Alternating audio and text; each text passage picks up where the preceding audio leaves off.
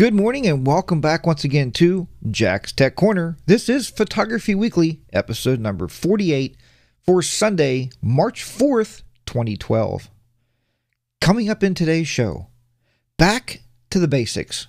Folks, we have a lot of people in here with various types of talents, so I want to hit some of the basics that people might be thinking they're missing hearing us talking about strobe lights and flashes and all this other cool stuff that we do. Maybe they missed some of the basics. We're going to go back today just a little bit and retouch, and it never hurts to relearn. Also, the truth about all those focus settings. You know, I was shooting yesterday and the day before, and I was picking up my camera and looking at the focus settings and going, what are these focus settings? So I was thinking you might be wondering the same thing. And then Kevin brought it up last night. One of our chats, he talked about all the different types of focuses on his camera, so we're going to touch base with those today. And then I believe Hugh asked last week about shutter drag, and we're going to talk a little bit about shutter drag. Hopefully we'll make it there, and what that is and how it works. I can't demonstrate it, and I'll tell you why then. It'll be obvious to you. But we are going to try to recreate it. I've never done this before. We're going to try to recreate it in Photoshop Elements. You know, I'm always up for a challenge. So at that point, let's go ahead and get started this week with Photography Weekly, episode number 48.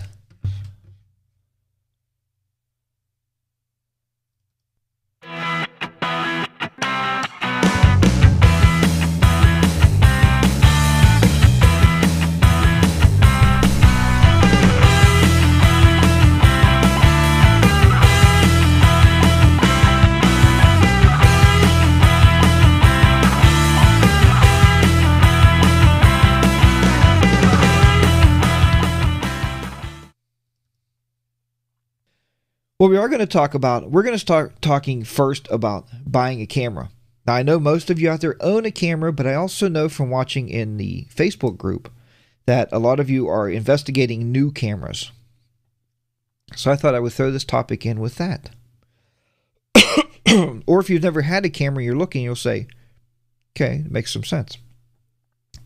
The first thing we're going to talk about is the point and shoot camera. Right here, everybody knows I have this one. Everybody laughs at me, but it's a 5.1 megapixel. It still functions. It's an old Fujifilm, but it still works well. Do I use it every day? No. Since my phone actually has a higher megapixel camera on it, and I always have it with me, I don't need to carry this anymore. So, what do we want to know about buying a digital camera? First of all, what you're not going to find anymore, let me see if I can show you this, is the little viewfinder right here on the top. If you can see right there, that little viewfinder. You can't find those on digital cameras anymore. They kind of did away with those, and the reason they did away with those is they wanted to put a bigger LCD screen on it. So people call me all the time and say, Jack, should I buy something with a 5-inch LCD screen on it? And I would say, nah, that doesn't make a whole lot of sense. Buy whatever you're comfortable having there. And then they came out with touch screens, so now your camera has fingerprints and whatever, but we're not going there. But I like the viewfinder mainly because what happens is, and you've probably all seen it, you probably used a point and shoot camera at one point, or maybe you still are using one, which is fine, is that you go out and in direct sunlight, you can't see the LCD screen. You can't see that screen. They do make, if you go into eBay and just type in LCD hood, you type in LCD hood, you will find hoods that clip on your camera that sit like this, and then it keeps the sunlight out of it. You can actually see the screen. It's going to cost you a couple bucks, but they're well worth it. Of course, like I said, I have the viewfinder, so I just use that. I don't use that when I'm outside. So that is that part. All right.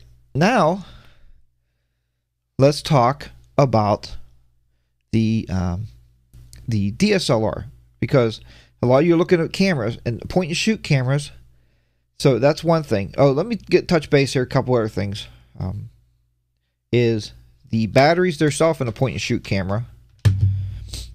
These are traditional AA batteries. I could buy them anywhere. We were in Canada once, and actually what happened, my camera went dead. So I went into one of those little information booths, and guess what? I ended up buying batteries, and my camera worked fine. If your camera has proprietary batteries in it, in other words, if you have to plug it in to charge it because it's a battery pack, and I'm sure you've seen those, you might have one in your camera, which is fine. I have them in my DSLRs. Make sure you take your charger when you travel. I might have put in a show a while back, but when we went on our cruise this past summer, we got to the hotel, and my wife says, well, you better charge your battery on the camera, because when we go to the cruise ship in the morning, we have to be, we want to take pictures. I opened the bag up. I started tearing all my stuff out frantically. I was like, you got to be kidding. We were in Florida. My charger was in Pittsburgh, back in Pennsylvania. So we didn't have a charger. Thank goodness for Nikon batteries. DSLR batteries in general, I would say, they last forever. You can get a good, 1,500 shots out of it. So we ended up going on a vacation using a camera sparingly, but luckily the kids all had their point-and-shoot cameras. So we had plenty of photography power to go around. We just didn't have a DSLR all the time. We got enough out of it. So that's another thing. So why do people say, let's not buy a point-and-shoot camera? Let's go ahead and we're going to move up to a DSLR. Well, is it because of more megapixels? Is that why we do it? No, that's not why at all. And what is megapixels? Everybody knows what megapixels are, right? Of course you do. Here. Allow me to demonstrate megapixels in case you don't know, because this is a basic, starting off here as a basic class. And we have to get to some of the basics. So if you took a picture, and seen that, those are dots. So megapixels is millions of pixels or millions of dots, and that's usually measured in millions of dots per inch. So how many millions of dots do you have per inch on your picture? This is a 5.1 megapixels, or 5.1 million pixels for every inch. My new camera I bought, I believe it's 18 million megapixels. So it's 18 million pixels for every inch on that picture. So people will tell you, well, this 5.1 camera, I must have tossed this in the trash because it's not a whole lot. It's not going to be good for anything. Here's the truth when you're buying a camera and looking at megapixels. Megapixels is the...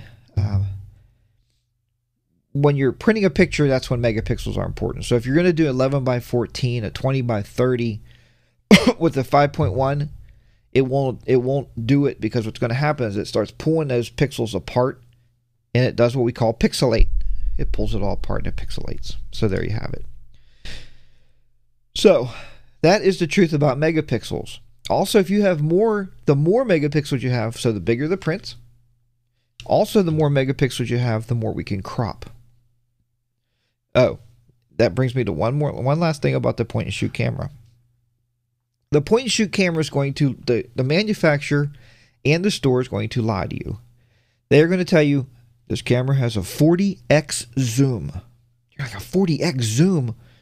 I mean, come on, that lens would be, or no, they 40 or 300x zoom. It'd be that long. Can you see this camera with the lens coming out that long? It doesn't happen.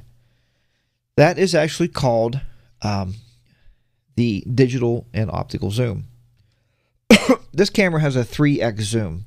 Now that's the truth, because that's the optical zoom. When you turn on, the lens will protrude from the front. So do that with your point and shoot camera. See if the lens comes out. That's the true zoom of your camera. When I teach these classes live, the first thing we do is we go to the menu system and we shut off the optical zoom. That way you're not using it. Stay away from it. Every time you zoom past the optical zoom and you go into the digital zoom, you start doing, does anybody have the answer to this? You start cropping is what you're doing. So now, before we ever get that picture back to our editor, we've lost detail. So it's not a good idea to use digital zoom. Stick with optical zoom. Correct. Turn off the digital zoom, not the optical zoom. The optical zoom, and I don't, actually, Jessica, I'm not sure. I don't believe you can turn off the optical zoom. Maybe you can in some cameras, but definitely turn the digital zoom off. You're going to be much happier. So don't let the manufacturers tell you, or when you're in a store, the salesperson, oh, buy this camera. Look, it has a 300 zoom. Yeah. Now you can tell them, I watch Jack's Tech Corner. I'm a little bit smarter than you. Tell them that. You can use that line. So with that said, the next thing I want to show you, since this is still under the basic part with our cameras here. When you're shooting a camera, a lot of people I see shoot like this, you know, and they look through and they're looking, or they do one of these, you know, and they're looking like this, and they got their elbows. Don't ever shoot with your elbows out. One, what happens is if you're shooting like in New York City, we were down there one time, or up there, or over there in New York City, and we were in Times Square, and I seen somebody shooting like this, and he got hit so many times he started spinning around. So he was taking circular pictures of Times Square because his elbows were stuck out. The truth is, folks, take your camera, pull your elbows in, hold your camera, and if you have a DSLR, hold the lens. And it just makes everything a lot sturdier, a lot steadier, and more controlled when you hold your arms in. You're turning yourself into a tripod is what you're doing. And one thing nice about that is, I mean, somebody can't like turn your neck or something and raise you up and down, right? But you're turning yourself into a very stable tripod. So hold yourself in and get a good tight shot. Next thing is when you're doing composition. And I had a lot of examples with composition I wanted to show you, and I just couldn't locate them because Jack had a hard drive failure a while back, and I lost some pictures I wanted to bring back and show you. But the truth about composition is when you're looking through that viewfinder, or when you're looking through the LCD, and folks, this goes for everybody, not just basic photographers. I still do this. I come back, I get the pictures into my editor, I'm looking at them, and it's like, you got to be kidding. You take a beautiful picture. For instance, let's say you're taking a bride. I've done it. You're taking a picture of the bride and the groom, right, on the altar. And you come back, and what happened was, we started looking at these pictures, and I didn't even notice it first. Actually, my wife picked it up because we're editing, and we're looking through all these pictures. she pulls one up, and she goes, Jack? I said, yes. She goes, you can't use this. I said, what are you talking about? The bride is sitting here, and the cross is out of her head. It was actually on the wall, but where she was, it was actually right on top of her head. It looked like it was coming out of her top of her skull. So be careful. And it can even be, it doesn't have to be that. You could be outside shooting, taking pictures of your kids, and a tree could be just far enough back. And when you look at that picture later, there could be branches coming out the sides of their heads like this. Not literally, but they're back here. But when you take the picture, you can't separate the background from the foreground, or you don't get enough shallow depth of field. So it just looks like they're right here. So it's pretty crazy, but it does happen. So pay attention to your viewfinder. I've learned a new thing recently. It's called the four corners. And basically all that means is look at each corner of your viewfinder, or when you're looking through the viewfinder, or when you're looking at the LCD screen, look at all four corners. Here, here, here, and here when you're doing composing, and make sure there's nothing in those corners that you don't want in your picture, and that's going to save you from having those embarrassing moments. Okay, the next thing I wanted to bring up to you was the flash. See, this is why I got good notes today. We're going right on a roll here. The flash on a point-and-shoot camera was designed because the guy that designed the flash on a point-and-shoot camera was the same guy that wrote the software to get rid of red eye.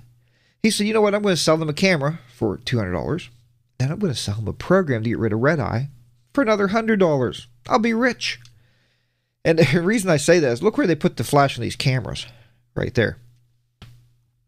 That flash, that flash right there is directly pointing at the retinas, or the eyes. And I think why they did it is because we try to make the eyes pop, right? We want to get the most out of the eyes is why they might have done that, or maybe there's just nowhere else to put it. Some of the newer cameras I've seen have more expensive ones have a little flip up, where it will flip and at least point up a little bit, but it's still pretty much directly in the eyes. How do we get around that? Well, here's how we get around that.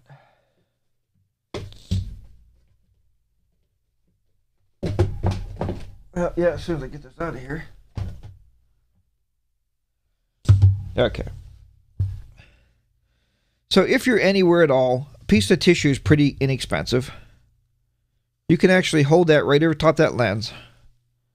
And then in essence, you're making a softbox. Just hold a little piece of tissue over there, hold the shutter down, and then you're actually going to soften that light up just a little bit. It's just a piece of tissue. It's just a tissue actually, wipe your face with. So there you go. The next thing you can use, if you feel like it, if you're so inclined, is just a piece of paper. Would give you even more softer light when it flashes through there. So that's another way to do it. I would think the tissue, most of you, especially the females, and I know if I would need one, I'm sure I can ask my wife. And women carry purses, which we've gotten into that discussion before. Men do not, because we wouldn't look cool. That's why. So that's a way to get rid of your flash in the eyes. That's just a nice way to tone it down. So there you go.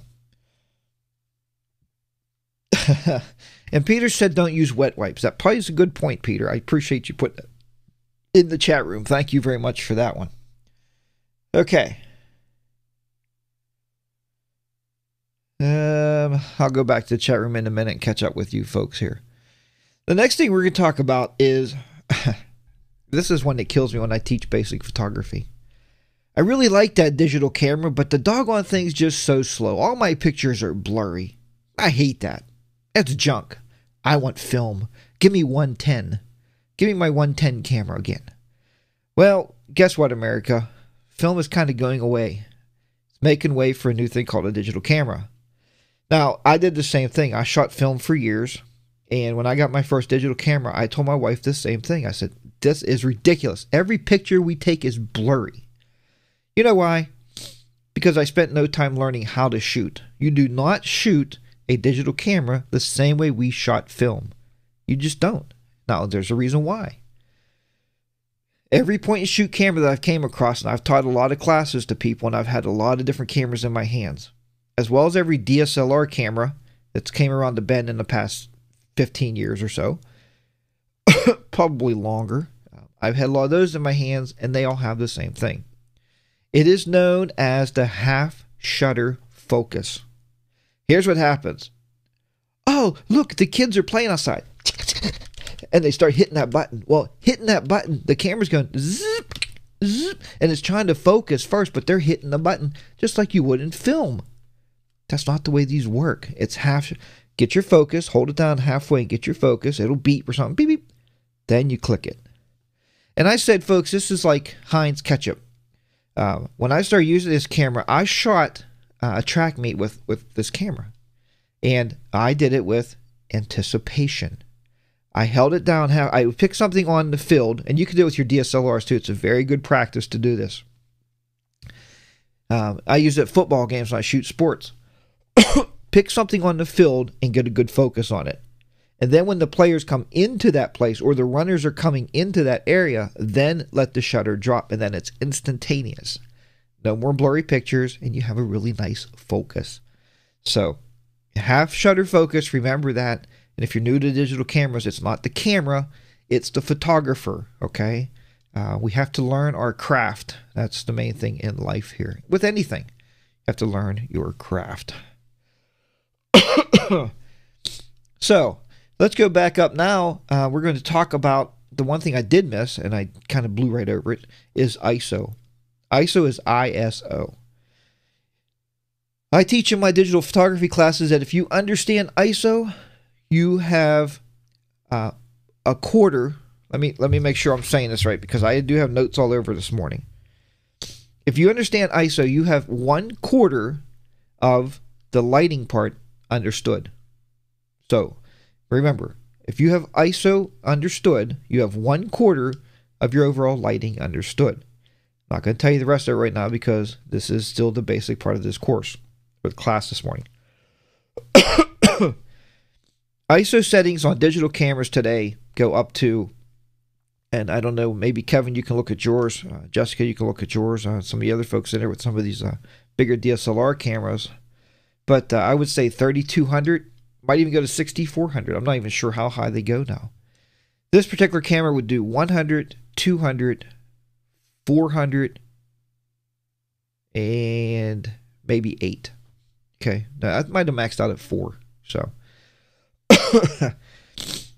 the truth about ISO today is what it's for is basically it tells the camera how much light you have available in the room and adjusts the sensor in the camera to use what available light you have.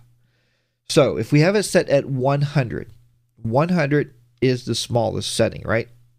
It's the smallest number. It leaves the least amount of light hit that sensor. Now, so if you're outside, it's a bright sunny day, turn on 100. And if it's a cloudy day, what would you set your ISO to? You'd raise it up to maybe 400. There's misconceptions with this, folks, and here's one, and I had to learn it too. I mean, if you're shooting in the house, normally our ISO, we would start at 400, would be relatively good. But if you're using flash, you may in fact drop back down to 100 because the flash lighting is giving you that bigger burst of light that you need, and that way you could adjust your ISO. Now, here's a misconception with today's digital cameras. Basically, this is what it is. The old cameras in the old day of film, if I shoot with a higher ISO to get, at that time, ISO was directly proportional to film speed, is the way it works. Today we use shutter speed, and we have a lot of other better options, I think, today. But the pictures would be, even with this camera here, if I shot 800, it looked pretty doggone grainy, is what it looks like. It's called camera noise. You know, you hear that terminology thrown out there all the time, and I kind of just wanted to explain it to those of us on here that don't understand it. I know most of you do. But camera noise can be fixed in Photoshop. It's a filter.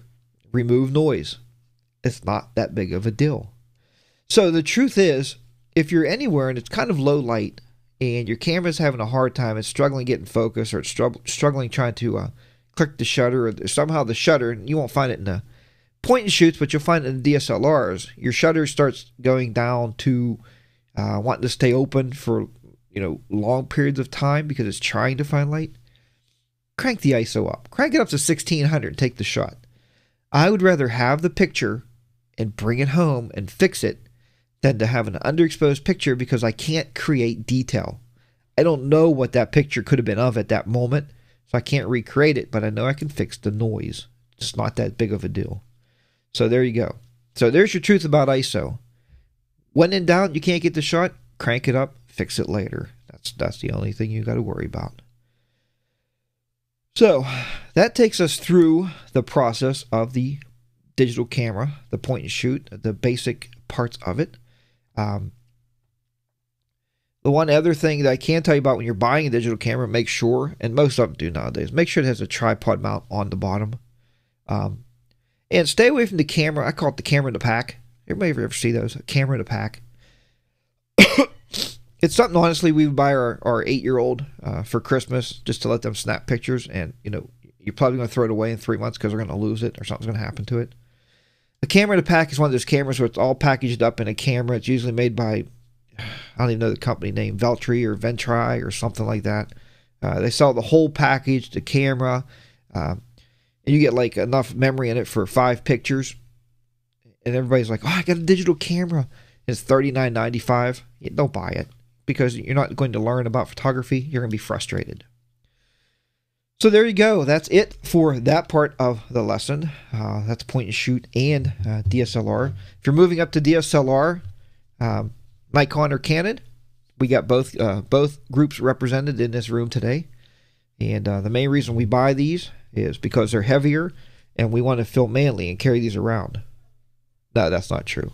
We buy these basically, and I lost the lens cover somewhere last night. That's interesting. Anyway, main reason we buy these is because of the interchangeable lenses.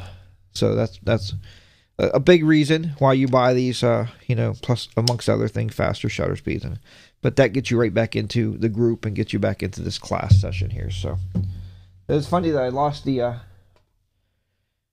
cover there for the lens. I'm sure I'll find it somewhere. So right now we're going to go ahead. I'm going to turn back to the chat room. I am going to open Skype because if you have any questions with this segment as you were writing them down, you can definitely call in here and let me know, and we can discuss that. And then we're going to talk a little bit about the different focus settings on the DSLRs and how they differ and when you should not use them. And we'll try to cover that. And for what I've been reading up here, Canon, Nikon, Motorola, and all these different companies are all basically about the same type of deal. So might just be called something different. Okay, now with that said, how we do forget things, the focus of your camera might have been set wrong. Religiously, I try to set my camera to single center focus. In other words, when I look, when I'm doing a portrait, when I'm taking a picture of a tree or a landscape, exactly what I'm looking at, I can center focus. I got one focal point that I'm going to put on there, and I'm going to focus the camera, and we're going to shoot that picture. Now, what's wrong with that? There is a downside to that. Anybody know? I'm looking in the chat room here now. Let's see. Yeah, a lot of you are already saying about the ISO settings, and that's a big one, is the ISO settings. Now, Kevin's saying blur. That's part of it. Or what happens is, if your subject moves and you don't refocus, you should, right? You should hold that shutter down halfway and refocus. But the subject can move, and then all of a sudden, what do you have? You have a unfocused or blurry picture, unsharp. So that's how that works. Now, and Kevin's right, outside the focal point. And Renee's saying it breaks the rule of thirds. Yeah, we can talk about that all day, Renee, the rule of thirds. But the truth is, you still have to focus on your subject. Here's the way the rule of thirds works. All right, let me switch back to this other camera, because now we're going to go into this. And I'm not going to watch the chat room for a little bit. Let me get back to this other camera. Oops. Okay. The truth is, the way the rule of thirds works is, if I'm taking a picture of the camera that we're on right now,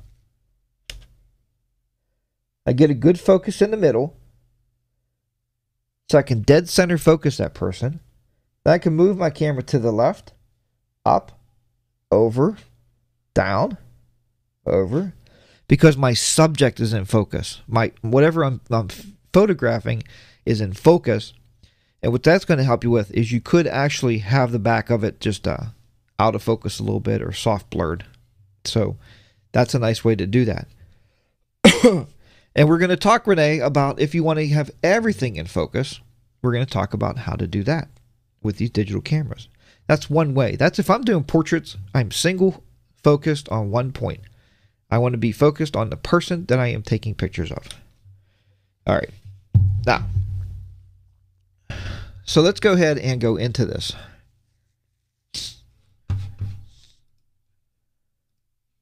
Since I do not have a pop-up window now with my chat, I cannot chat with you folks and be able to talk about this focus. Okay, on the digital cameras, they have so many different settings on it. On the DSLRs, mainly, not so much the point and shoots, and that's why you're paying the extra money for these cameras. The first one is called AF, or Autofocus S. And Kevin, you talked about these settings last night. You said, what the heck is all these? Autofocus, or AFS, is single focus, like we just talked about. Single point of focus. Now, it's very good for shooting. It's good for photographing subjects that don't move. Just like the macro shots that everybody was recently doing. They don't move. Okay, if there's a bug on it, maybe, all right, we'll push that. But if you're shooting this pencil does not move. We can stationary, get a nice focus, and we can shoot. But these cameras, when they came out, some of you have 140, 150 points of focus on your cameras.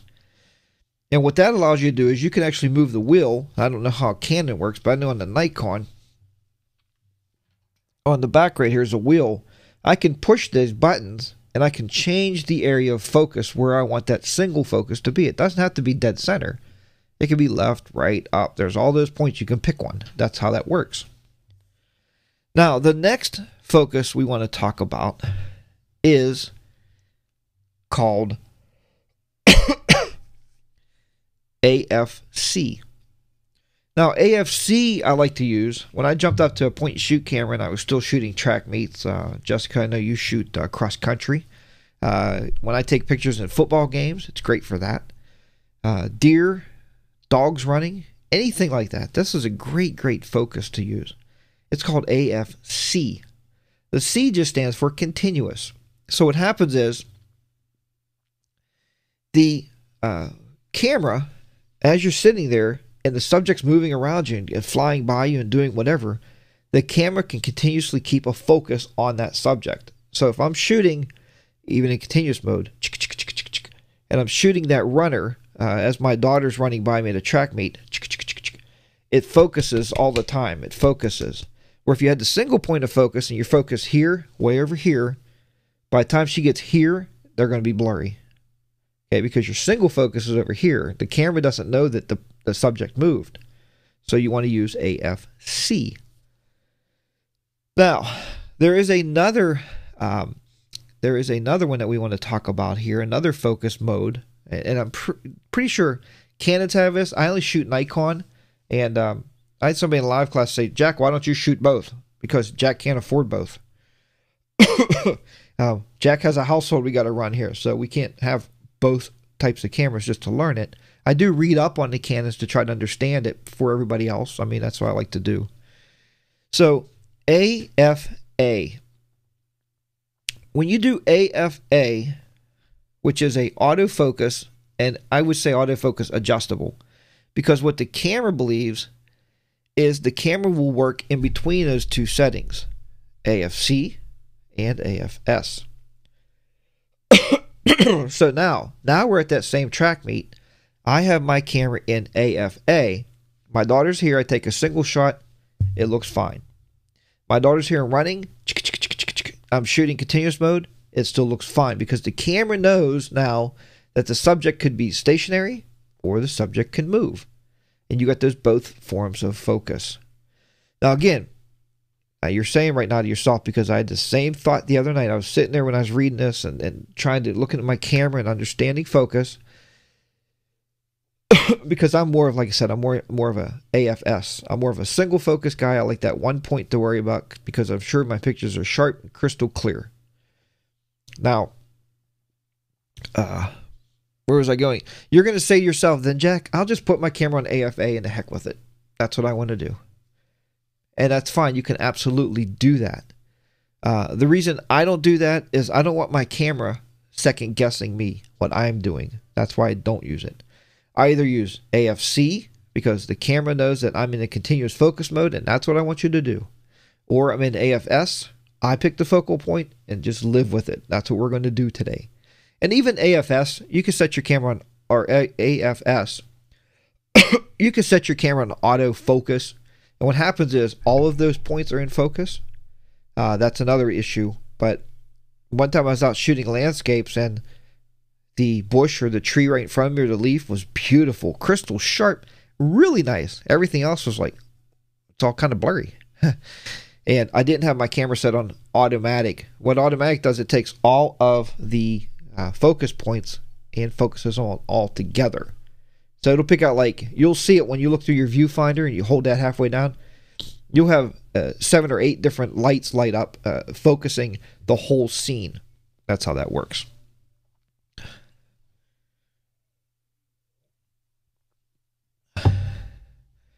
So that is basically the focus in a nutshell. I hope that helped everybody out there, how that works. Hey, have you been looking for a great place to host your pictures? And I know there's a lot of picture sites out there that host them, like Flickr and all those, and Yahoo and whatever else you have out there. But it's nice to have a place to call your very own home on the internet. Let that home be hosted by Weebly, W-E-E-B-L-Y. Weebly is a great and powerful hosting service, as well as a very easy drag and drop web builder site. So what you see is what you get, or WYSIWYG.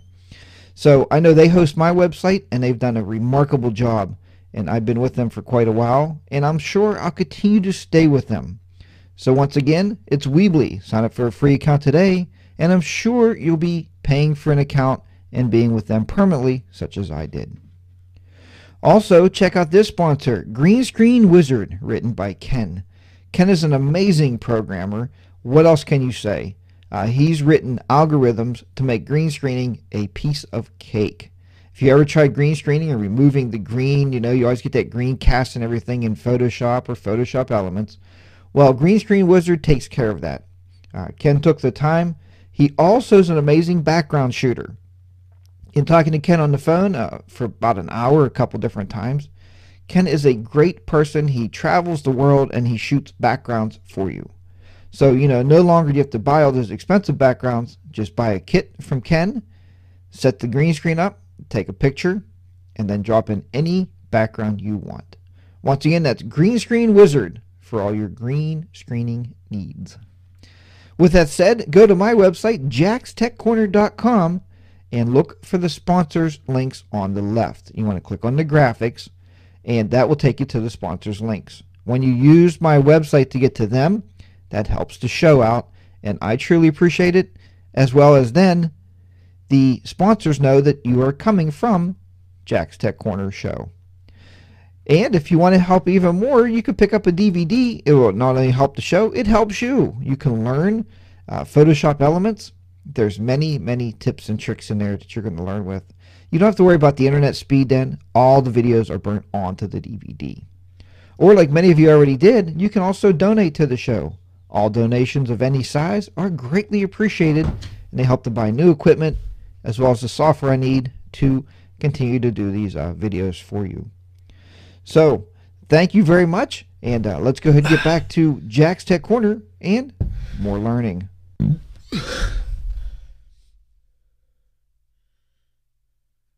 Okay.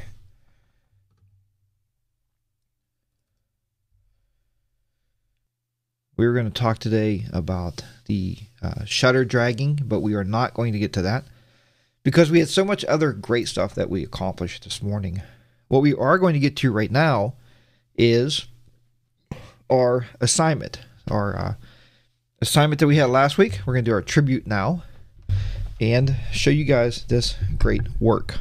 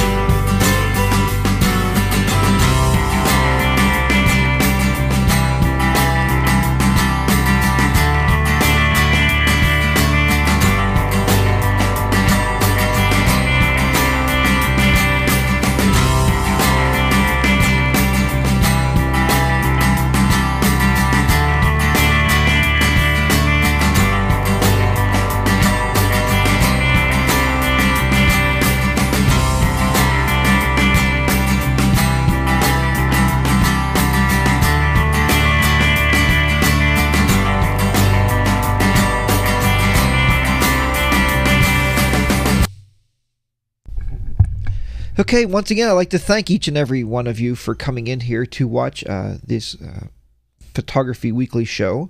And we're fast and very quickly, I was telling my wife this morning, we're quickly approaching that 1 year anniversary mark. So, and I told her, I said, hon, I said, why don't we do something nice for everybody that's been watching the show and keep me going all this time, and, buy everybody a new tripod, just mail them out to everybody, or buy everybody a new strobe light system and just send them out to you guys. But then we talked about it and we thought, nah, maybe not. But it was a good idea. See, I think of you guys. But thank you very much for watching the show. Thank you for coming in here and chatting with me and allowing me to come into your computer rooms, your living rooms, and hanging with us to learn photography and staying on the Facebook group. It's a great time. So until next week, as always, get those cameras out there, get your leading line photos done, and keep those shutters clicking. Keep the editors editing, and we'll see you back here next Sunday for another show of Photography Weekly. So long for now from PA. Catch you later. Bye.